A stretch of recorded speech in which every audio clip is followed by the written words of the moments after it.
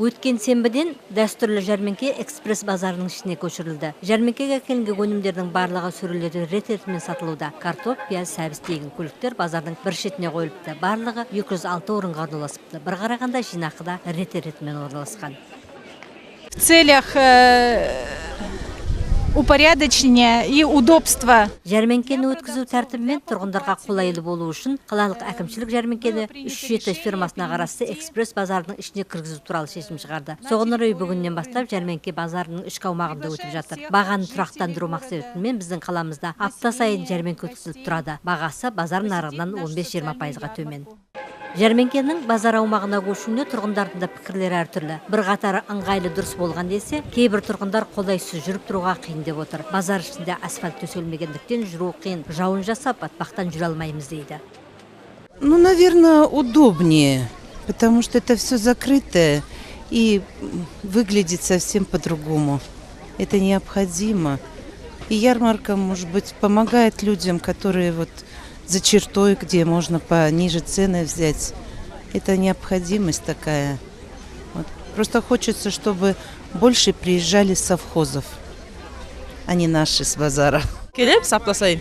Жақсы енді товардары арзан аламыз. Сол үшін келеміз. Жақсы ұнап тұр енді. Бәрәтіншіне жақсы екен. Сатушылар тарапынан да осындай пікірлер айтылуда. Асакаровка ауданынан келіп тұрмын деген сатушы жәрмеңкенің ішке ауысуынан сауда жасаушылар қатарында өсті деп отыр. Ал онымен көршілес тұрған сатушылар жәрмеңкенің бұрынғы орны ыңғайлы еді дейді. Ыңғайлы екен жақсы. Кейін мына ойлағанбыз, сыймайды екен, бәрі сыйды екен ішіне. Ана жақта сыйды, мына жақта сыйды бәрі. Кісі көп, халық көп мына жерде. Ыңғайлы жақсы. Өткен кісі ит ала кетеді, бағанғы өткен кісінің бәрі. Жақсы болды.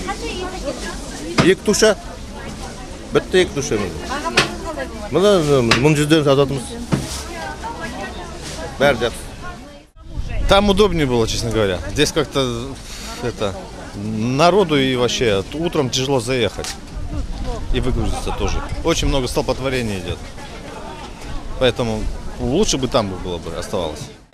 Көпшіліктің пікірі осылайша екіге бөлінгенмен, әдеттегіше бұл жолда жәрмеңкеге келушілерді көп болды, саудада қызды. Алайда өнімдердің бағасы қымбат, базар ішкі жолына тас төселмеген, ыңғайсыз, іші тар деп шағымданғандар да кездесті.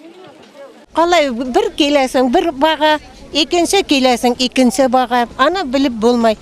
Например, итке келесің, 1100, 1100 аласың, мен үшеуге, мен қаншаға білмейбіз. Мұны сол и бары қымбат. Ну, риза бұд, конечно, мұны солай кенде, ну, бұлай қымбат.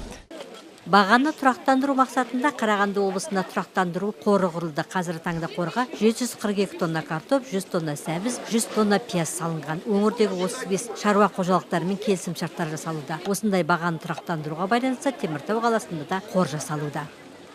В городе Темиртау ТО «Агропроторг» начала тоже закладку на овощей, плодовощей на зимний период. Теміртау қаласында «Агропроторг» жауапкершілігі серіктестігі қысқы маусымға қор жасауда. 20 тонна картоп салынды, шаруа қожалықтарында өнім әлі жиналуда. Сондықтан қорға өнімдер салынады. Оңтүстік Қазақстан облысынан пияз әкелу жоспарлануда. Мұның барлығы қымбатшылық болған кезде әлеуметтік павильондарда сатылатын болады. Теміртау қаласында қазір күнде 32 әлеуметтік павильондар ашылған, оның 26-сымен келісім шарттар жасалған. Ондағы баға базар нарығынан 15-20%-ға төмен. Жәрмеңке тұрақты түрде өткізіле береді. Ал қарашаның 4 күні Теміртау қаласында ауыл береке жәрмеңкесін өткізу жоспарланған. Оған облысымыздың аудандары мен шаруа қожалықтарынан да өнім өндірушілер келеді деп күтілуде.